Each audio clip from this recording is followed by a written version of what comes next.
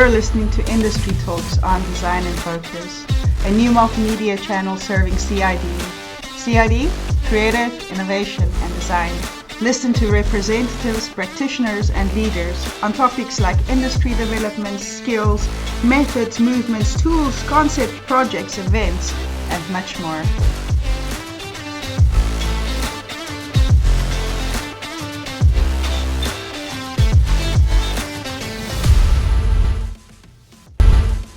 Hi, and welcome to Industry Talks on Design Focus. Today I'm speaking with Ricardo Faria, UX and Service Designer from Candice in Amsterdam. Ricardo will be a regular on the show, and this is the second time he's with us. And today we're talking about user testing and UX research. Hey, Ricardo. Hey, Candice. Nice to see you again. And yeah, lovely to speak again in another nice subject. Mm-hmm. So looking forward to start. So let's go. Okay, so can you tell us a little bit more about research and testing? Do you want to do it apart, or will you explain in once? Research is, I can just make a quick intro through our podcast. I'm probably going to touch some points in the research. I'm passionate about research and testing. I'm definitely use it in all my projects. It's quite mandatory, or it's a good step that all the designers should remember, that provides the foundation of design strategy. Yes. What this does, this creates an optimal product for your users. Most important, back up the data and your design decisions. So also you can easily identify early adopters of your product, and you can just remove a lot of assumptions and gut feeling. As someone said, if you look and you observe and you see, you're gonna think differently. So you're probably gonna spot opportunities of improvement. So so independent of the different approaches you have in your team or different systems you use in design, it's always healthy to have your research team, or if you are one team member, means a one UX team, and this happens a lot in small companies. Still do some desk research, do some type of competitor analysis, which doesn't cost you too much, and it's always good to know what the other people are doing. But learn, but observe, and then you have a good solid base to go through the next. So I probably this will be a nice intro, so you can develop a little bit more, Candice. Awesome. So can you tell me in which ways you use user testing and research? Yes. Well, in your design process, you use in different phases. You can do a big foundational research where you go in a social way of researching your politics speaking. You really want to know the full context, right? Mm-hmm. So you go through an agency to recruit some participants, so you can have your internal participants, so you can make a mix of the both. Can do different methods and different techniques, but the idea here, I've been using a little bit of surveys when I want to collect some quantitative data. I can also use A/B tests to define the why. So I want to know what is the main percentage of people using a specific type of a product. Mm-hmm. Also, you can make a mix research study. You can just go through, go and observe your users and just see what they are doing, like the shadow method, and then you can actually test and do some user interviews, and then ask questions and go more for qualitative. Mm-hmm. So then you can mix all the data and you can just really connect the why and what is happening. You can then create some patterns using your sampling size of your research, your raw data. And the idea is you took everything you observed in the first instance, then you start to create some themes and patterns that drives you to some research conclusions. And from there, based on reality you have in your company, the resources available. You can define a plan, and probably, again, Candice, you can't do everything in once. That's okay. You can separate your research findings probably from now and things you can do in the future. But still, it's useful. Yeah, it sounds like it gets quite complicated and quite a lot goes into it. It is. Yeah, when is a good time for a company to actively start using research and testing? I would say if you look at agency model, you generally do some pitches to your clients. I think in this phase of doing some pitch and try to sell your company to win a project, I think in that presentation you should definitely have the research and testing as one topic. Yeah. So you set the stage immediately. So you tell immediately in the scheme of work, this is what we offer to you, but research should be something you need to think since the beginning. So you don't need to sell during the project. So this is one. Another one is you are in your product, right? You work for a specific company that work in a product. So you are not an agency model. You probably work for a corporate company. Still, you can sell the research or show the research value through the different parts of your company. And this definitely happened with me in a company I worked, which I created a neuroscience lab, which we came to the conclusion that how much you spend today in research with external agencies, which is millions. Plus, if you create a lab in your company and you will invest X percentage of material, and this means using EEG, brain activity, face recognition, eye tracking, GSR, galvanic skin response, but you buy these equipments and then you buy your computer to have, but the idea, then you pay an annual fee and then you have your lab. So you can make offline and online research. So then you have your own equipment, you train the people are using, you cut a lot the expenses of external agencies of millions, and guess what? You have your space. So you can invite people to go there. You still can do online, you can still do the same methods, but you have much more flexibility and you own your data. Yeah. Obviously, this looks easy, right? Yeah. Well, but remember always, you need to think about the legal aspect. Yeah. Well, it's also, I think it's mainly certain types of companies are already quite mature who can really invest in that. So I would say company maturity has a big weight in how much you can do. What comes up for me over and over again is sort of the functions that we have separately. Design is a concept, but research in itself is also a topic. You can research anything. And there's a point where it overlaps. So you research design. I think the mentality of the researcher and the designer could sometimes be quite different, and their motivations for doing the research are different. So do you think that, well, personally, I like to do my own research because then I get a better understanding. But there are a lot of people who advocate for having UX researchers as just UX researchers, and what are your thoughts on that? I think nothing beats you have a research knowledge or someone that can complement you. Yeah.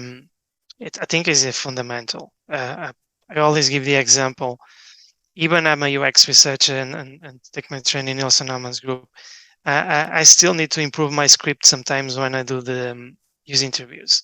Yeah. It's always really nice to have a researcher on board that has a lot of experience and really can tackle that first part of the interview, which is really important, which is when you explore the gain spends and gain spends from your user, what job they are doing, what they expect to gain from what they're paying. So this is really exploration phase, and the researcher has definitely some knowledge, can really take really good insights. So I would say never underestimate someone really knows to do research, and it's important you have skills to do user testing and test usability, make your own prototype, and speak with a sample size of people and participants.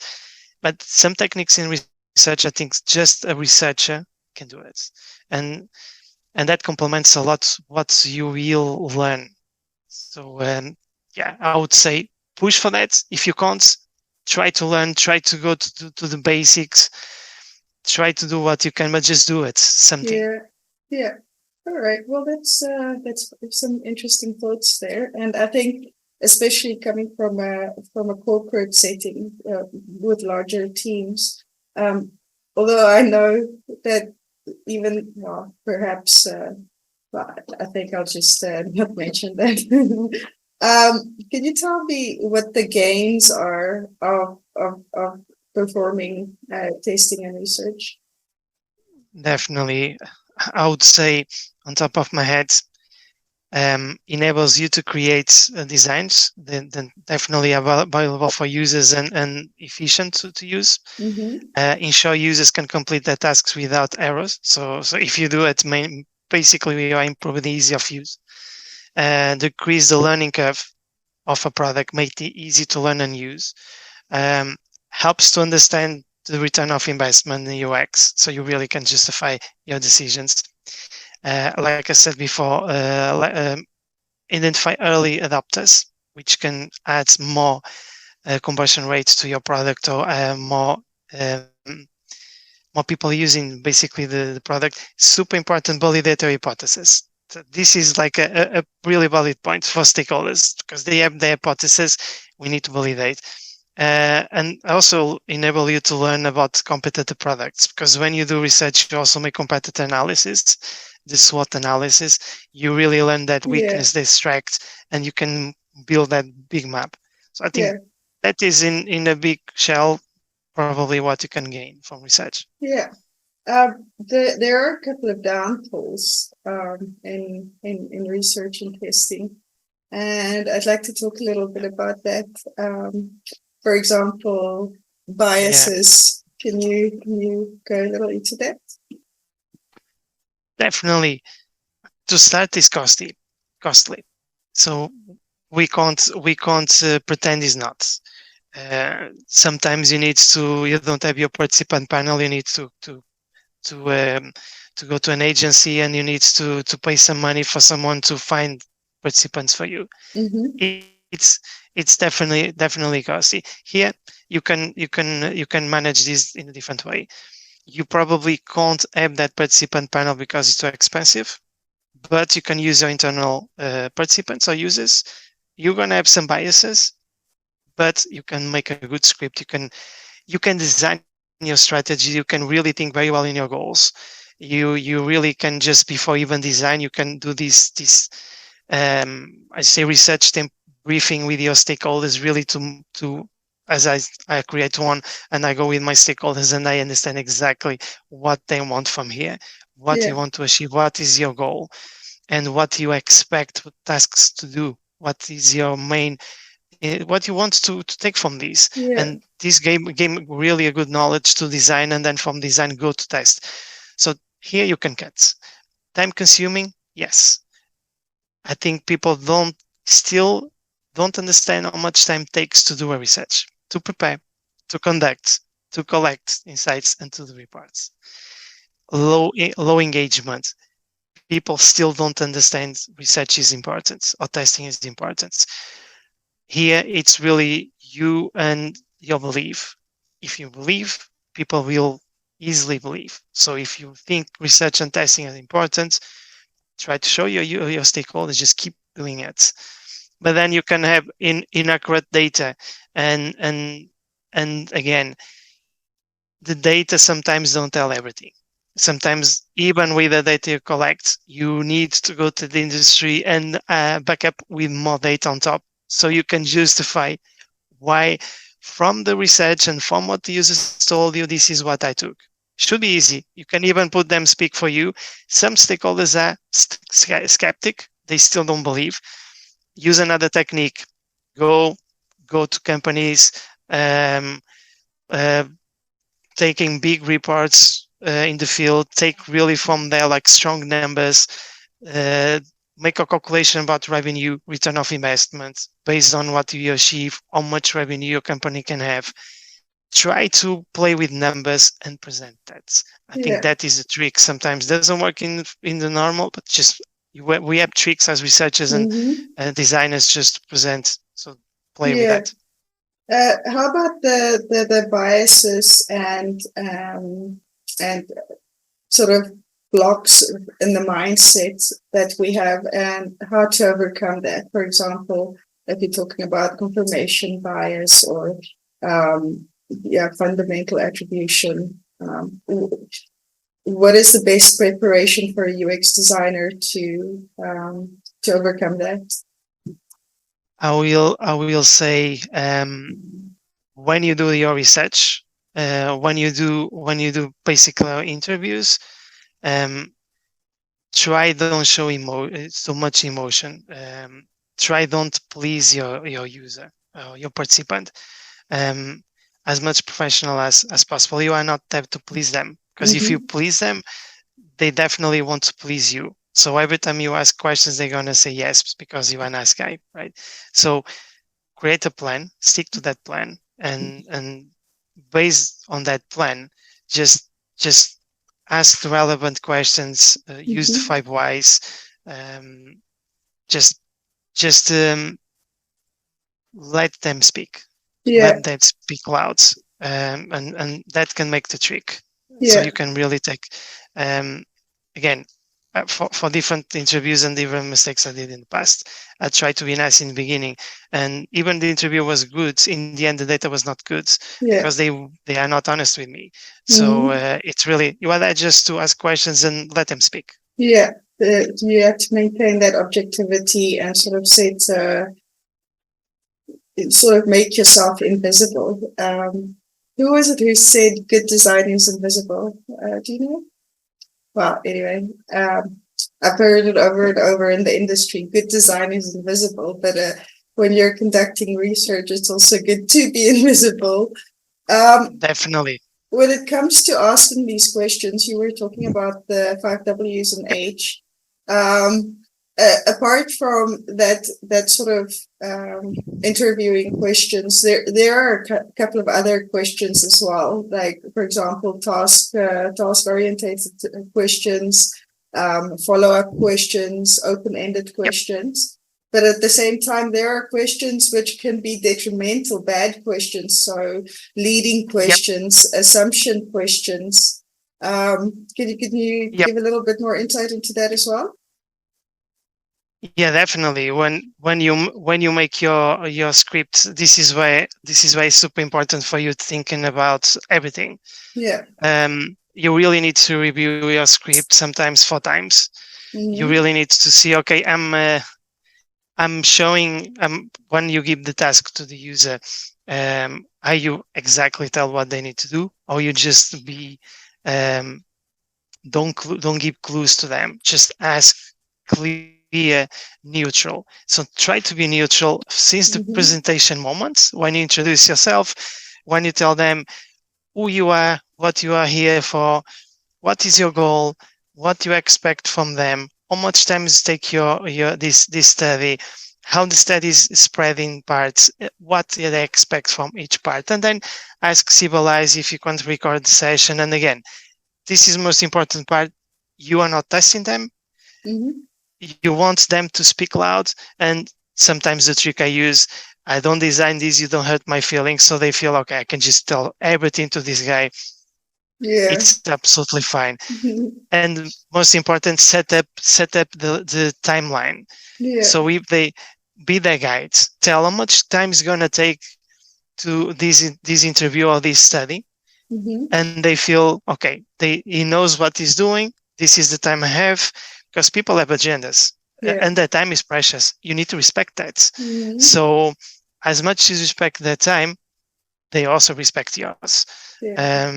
So I think preparation is a trick. More you prepare, better for you. And don't be afraid to make 1, 2, 3 the dry tests. Doesn't hurt. You do your script, you test with someone in your team, do a shadow testing with that person, simulate you are doing that study. You're probably going to realize, oh, this question is not framed so properly, so good, doesn't feel so good, or is framed well, but was taking a lot of time for that person to understand. Probably if I change one word in here or there, or change the task, this will be more natural and easy for them to understand. And that's what I always felt. And so many description here. But I think if you don't do this well,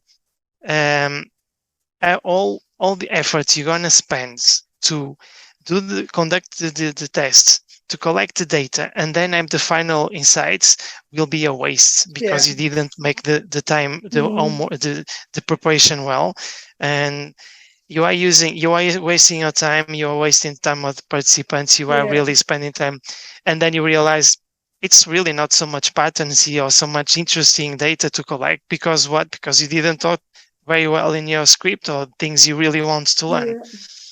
Design your research with your stakeholders. It's fundamental. Don't forget that step.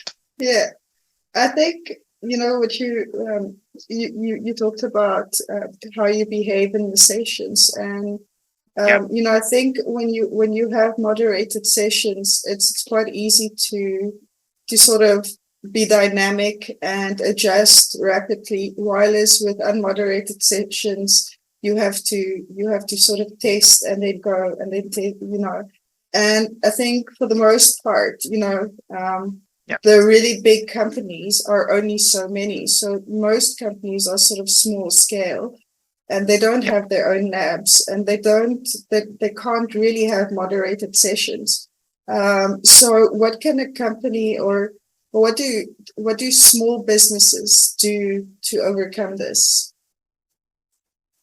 That's a good question, actually. And I can answer in the different ways. Sometimes small companies invest more in testing and research than big companies. That's the trick.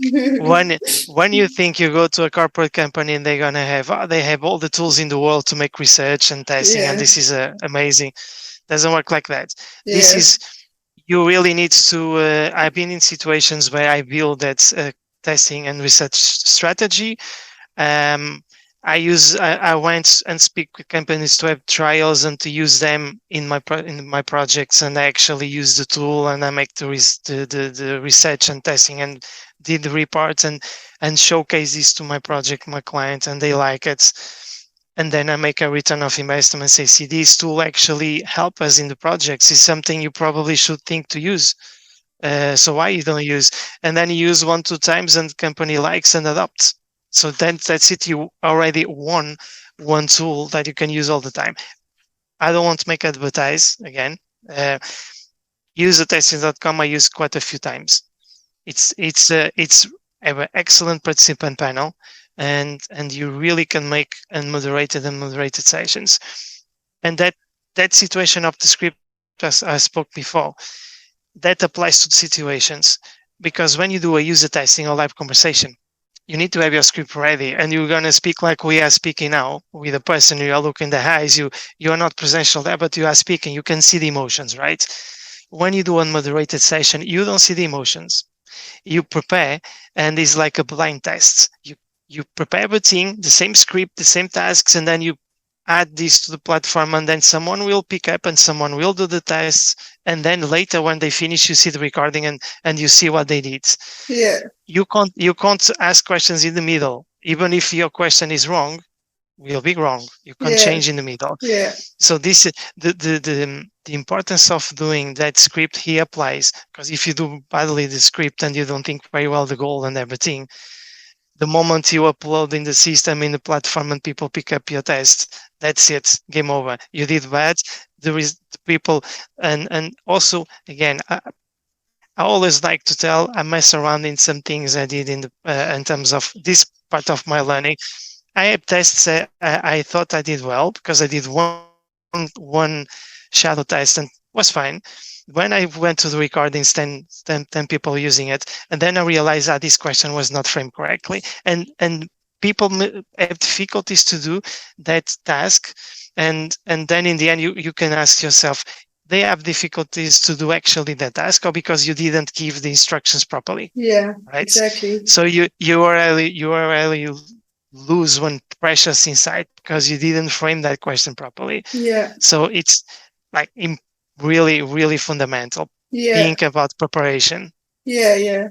I think before our time runs up, can you, in just under a minute, give me something that I can just put as a teaser or a trailer so that they come and listen to the full show? I have my favorite one. I actually was looking at different codes, but this one I definitely use and quite like. And I spoke actually in the beginning of our call. I always say research is seeing what everyone else has seen and think what nobody else has thought. Means if you make research, you're actually going to see what everyone sees, but then you're going to think differently because you actually observed. Yeah, But if you don't make research, the evidence is in front of you, but because you didn't never have time to actually take time and observe and take your conclusions, you're never going to learn. yeah, So yeah, do research. Don't be afraid. Takes time, but yeah, you're going to take a lot of layers from your design decisions, and your stakeholders are going to understand better. So yeah. that is important. All right. All right. I think our time is, we have a few minutes left. Is there anything else you want to say? Yep. I like to recap in some basic values about research testing. Then I think are quite important. So I would say I have 6 fundamental basic research testing things you really need to think. Research always expands your knowledge base. Never forget that. Also, research gives you the last information. Research helps you to know what you are up against. So you know upfront what is the main difficulties. Builds credibility also for your clients. You'll be more credible if you actually research and you can actually show what is the main data, and you can be more credible when you try to present anything. Helps to narrow your scope better than you just go without research. You still can have your scope, you can have your reasons behind, but research actually back up. And research help to have a better discernment. So you've been more concrete in what you speak. It's much more easy to pass the information. Doesn't matter to who. So think about that. It's it looks easy to do, or looks like okay, something fancy. Some teams does, but actually no, actually Yeah. helps. Yeah. I have this sort of question in my mind.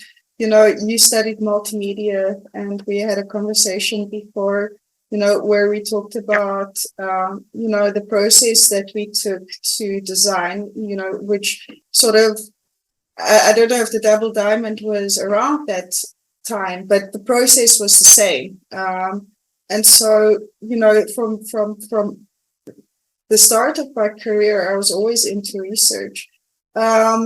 And especially in the beginning, it was really, really difficult to sell companies on research. I remember tracking the user behavior and saying, yeah, but this, and they were like, you know, never heard, who cares? You know, we've sort of gone with this. We helped shape UX into what it is today, and Exactly. yeah, I think although there is the research in the double diamond, when you perform UX research, you do have to get a little bit of extra training. Would you agree? Definitely. You have the baseline. You learn how to empathize with the user, how to be more human-centric, and know that everything has a logic, and you need to engage in workshopping, and you need to be really mastering your communication and also listening. But I would say learn the techniques. You're not going to use all of them. That is true. You're never going. But better to know than don't know. We always refer UXs like chefs. So you have your restaurant. Your client goes to the table, which is your user, and we'll ask you something from the menu. The menu is your methods. So then when you choose that methods, you cook. So you prepare. So then you need to prepare the best dish possible to your user. So you go there with a plate, you give to the user going to eat, is going to tell this is excellent. But what is the main thing here you need to focus? Preparation, right? Preparation and knowledge. If you do it well, when your user eats, actually try your food in a way, even someone is there to take notes, to evaluate for the magazine, let's call. I'm just using this context for people to understand. That person can't tell bad because you prepare so well. The plate is like awesome because you really use the right technique and the right ingredients. Success is it's a reality. So add as much things to your menu, to your repertoire as a UX. Master them, try them. You're gonna use more. You use, less mistakes you do. And also then you start to innovate because you start to combine things. You start to actually create your own things. And when you realize you are using something was you learned in the beginning, but it's completely different because you add your own way of work, right? And this is cool because you really start to improve and innovate. So that's the trick. Awesome. Well, thank you very much, Ricardo, and thank you again for your time. And we'll see each other next week, Thursday. And for those listening, thank you for listening.